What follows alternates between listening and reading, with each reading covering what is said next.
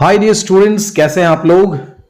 चलिए आज हम लोग शुरू करते हैं a critical evaluation of the essay a modest proposal, जो कि आपके लिए बहुत ही इंपॉर्टेंट है। कोर्स 8 में यूनिट 4 का यह एक पार्ट है। तो हम लोग इस एसे में क्या पढ़ने वाले हैं उसको समझते हैं। सबसे पहले जानते हैं कि ये मॉडेस्ट प्रपोजल जो है उसे लिखा है जोनाथन स्विफ्ट ने, जो कि एक सटायर है। सटायर का मतलब होता है आलोचना, ठीक है। और नाम जैसा कि आप देखते हैं अ मॉडेस्ट प्रपोजल, कहने के लिए बड़ा ही विनम्र एक प्रस्ताव है, लेकिन यह विनम्र प्रस्ताव जो है बहुत ही आलोचना भरी हुई है, बहुत कड़वी आलोचना है, ठीक है। तो let us begin it. So the essay a modest proposal has been written by Jonathan Swift in the year 1729। 1729 ईस्वी में इसको लिखा गया जोनाथन स्विफ्ट के द्वारा। जोनाथन स्विफ्ट जो थे वो एक एंग्लो आयरिश थे और वे बहुत गुणी व्यक्ति थे। वे एक सैटरिस्ट थे, एक लेखक थे, एक निबंधकार थे जिसको एसेइस्ट कहते हैं, पॉलिटिकल पैम्पलेटियर थे, पॉलिटिकल पैम्पलेट्स भी लिखते थे, कवि तो थे ही, साथ एक एंग्लिकन क्लेरिक थे, यानी एंग्लिकन चर्च में वो पादरी भी थे, ठीक है। जॉन रस्किन ने उनके बारे में कहा है कि he was one of the 3 best influencers. वह बहुत ही प्रभावशाली व्यक्तियों में से, जो कि 3 माने जाते हैं, उनमें से एक हैं, ठीक है। अब बात करते हैं कि मॉडेस्ट प्रपोजल में वो शुरुआत क्या करते हैं, क्या बताना चाहते हैं। यहां जोनाथन स्विफ्ट मॉडेस्ट प्रपोजल में बहुत ही ईमानदारी के साथ आयरिश फैमिलीज के साथ क्या घटनाएं हो रही हैं, वे क्या फेस कर रहे हैं, कैसा स्ट्रगल है उनके जीवन में, उसको बहुत ही ऑनेस्ट तरीके से एक्सप्लेन कर रहे हैं। चूंकि ये आयरलैंड से बहुत कंसर्न थे, वे आयरलैंड की हर स्थिति को समझते थे, तो वो बताना चाहते हैं कि कैसे वहां के परिवार इन समस्याओं को झेल रहे हैं। Parents are unable to feed their children. वहां इतनी गरीबी है, भूखमरी है कि वहां के माता पिता अपने बच्चों का पालन पोषण नहीं कर पा रहे हैं। Mothers have to beg or sell themselves in order to provide for their families. यहां तक कि मां अपना तन बेच रही हैं अपने बच्चों को खिलाने पिलाने के लिए। तो ऐसी स्थिति वहां की थी। वो ये भी एक्सप्लेन करते हैं that they need to find a fair, inexpensive and quick way to assist these people who are lacking basic necessities. वो एक्सप्लेन करते हैं कि कैसे उनको आधारभूत सुविधाएं भी नहीं मिल रही हैं, यानी उनको बेसिक नीड की चीजें भी नहीं मिल पा रही हैं, भोजन, वस्त्र, आवास जिसको कहते हैं, ठीक है। और वो असिस्ट करना चाहते हैं, ऐसे लोगों की मदद करना चाहते हैं, लेकिन चूंकि वह एक लेखक हैं तो वह अपने लेख की मदद से वहां के सरकार को जगाना चाहते हैं, लोगों को यह अवगत कराना चाहते हैं, वहां के अधिकारियों को अवगत कराना चाहते हैं कि किस प्रकार वहां के लोगों के पास जो आधारभूत सुविधाएं होनी चाहिए, बेसिक नीड्स जो उनके हैं उसकी पूर्ति होनी चाहिए, वो नहीं हो पा रही है।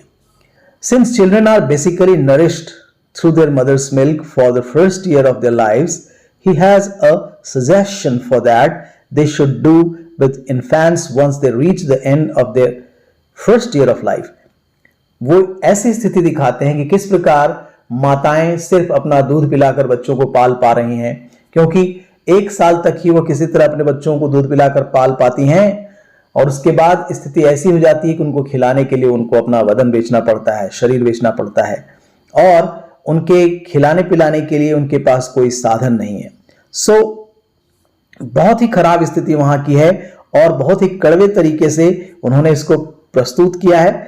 So he list some approximate numbers of people in Ireland, leading to the conclusion that approximately 1,20,000 children are born there each year. वहां पर एक एस्टिमेशन बताते हैं किस प्रकार वहां पर बच्चों का जन्म हो रहा है। 1,20,000 बच्चों का जन्म हर साल हो जाता है, लेकिन जो ये बच्चे हैं उनके लिए किसी प्रकार की सुविधा नहीं है। Therefore, they need to find something to do with this vast amount of children who are too young to work or provide anything to their families. ये बच्चे जन्म तो लेते हैं, लेकिन ये परिवार पर बोझ बन रहे हैं। बल्कि ये बच्चे अगर बड़े होते तो अपने माता पिता की मदद भी करते, लेकिन ये बच्चे बहुत छोटे होते हैं और चूंकि शिशु हैं तो इतने छोटे हैं कि वो अपने माता पिता के लिए कुछ नहीं कर सकते, यहां तक कि उनके लिए बोझ बन रहे हैं. So he claims that he knows an American who assured him that children make delicious meat when served in stews or other tasty dishes. तो वे एक खिल्ली उड़ाते हैं, बहुत कड़वा मजाक करते हैं कि किसी एक अमेरिकन ने उनसे कहा था, अश्योर किया था कि जो बच्चे होते हैं उनके जो मीट होंगे, उनका जो मांस होता है वो बहुत ही डिलीशियस होता है. सोचिए कितनी कड़वी बात कही जा रही है. जब उन्हें खाने के रूप में परोसा जाएगा तो ये बहुत टेस्टी लगेंगे, वो टेस्टी डिशेस की तरह लगेंगे. तो इस तरीके के मॉडेस्ट प्रपोजल को वो रख रहे हैं, जो कि यह एक बहुत ही भद्दा मजाक है वहां के सरकार के ऊपर. Therefore, he suggests that they keep around 20,000 children for breeding purposes and the remaining 1 lakh to be sold to people of high quality for food. वो कहते हैं कि ऐसे 20,000 बच्चों को आप पालिए पोसिए और आगे ब्रीडिंग के लिए रखिए, बल्कि 1 लाख जो बच्चे बच रहे हैं और जो 1 लाख बच्चे बच रहे हैं उनको खाने की तरह परोस दीजिए, उनके फ्लैश को, उनके मांस को लोगों को परोस दीजिए.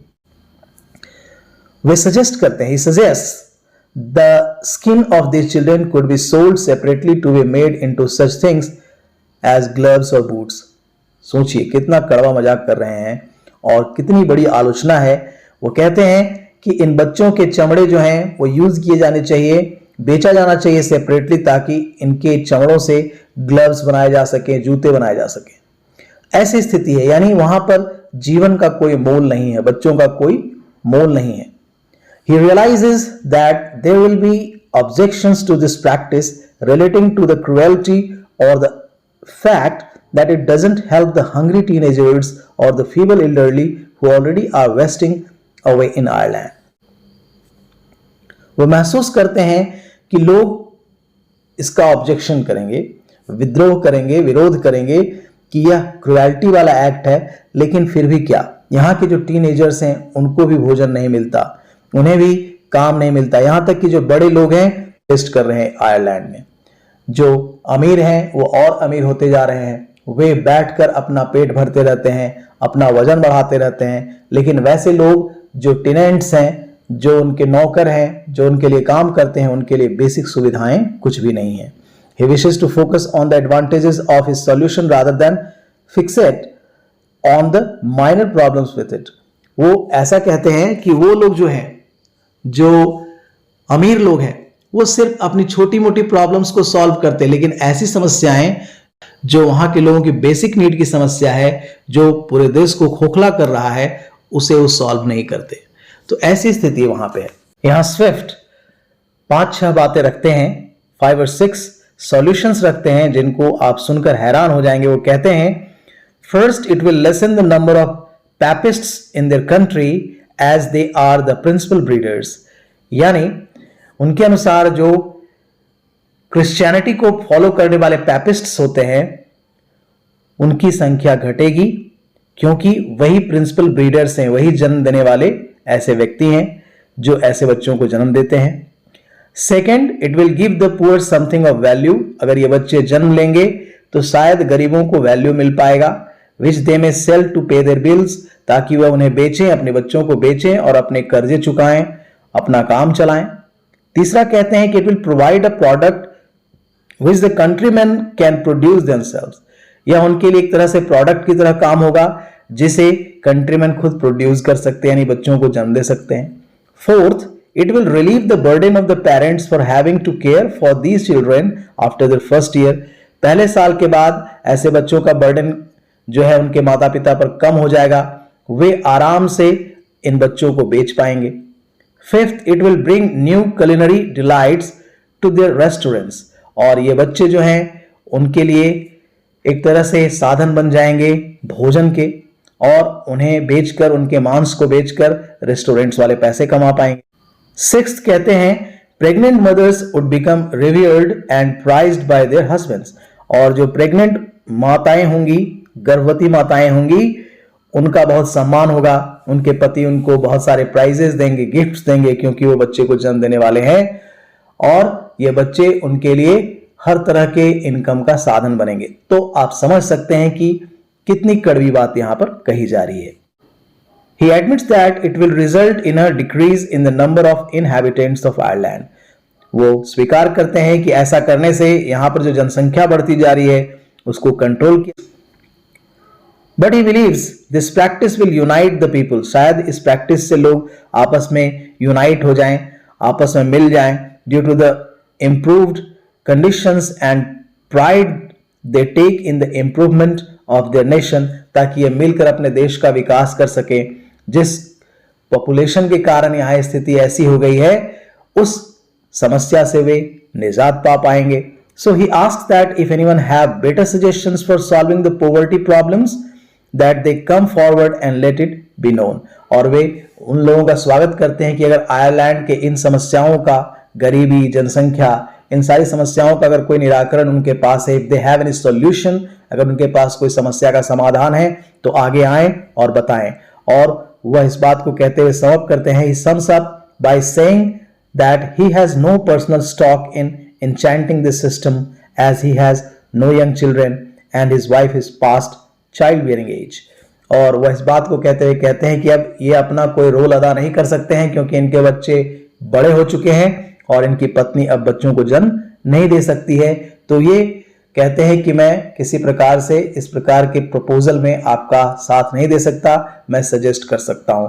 तो इस तरीके से बहुत ही कड़वे तरीके से उन्होंने वहां के गवर्नमेंट, वहां की गरीबी, वहां भूखमरी, जितनी भी समस्याएं हैं उसका मजाक उड़ाया है। So this is all about this a modest proposal. I hope कि आप इस ऐसे को बहुत अच्छे तरीके से समझ गए होंगे।